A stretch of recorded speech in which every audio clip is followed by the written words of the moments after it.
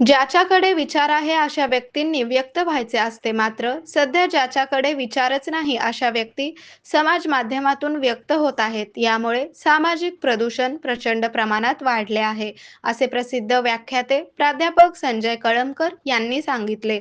भगवान परशुराम जन्मोत्सव निमित्त रविवारी येथील लाल बहादूर शास्त्री विद्यालयात व्याख्यान आयोजित करण्यात आले होते.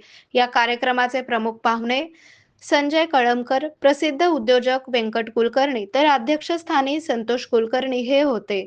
पुढे बोलताना संजय कळमकर यांनी सांगितले की जग आनंदीच आहे, फक्त आपली त्याकडे पाहण्याची दृष्टी पाहिजे. मानसिक तणाव आपण स्वतःहून ओढवून घेतला आहे. मुलं अनोळखी चेहऱ्याने घरी येतात, त्यांच्याशी पालकांचा संवादच होत नाही. त्यांच्याशी बोला, त्यांच्याशी गप्पा मारा.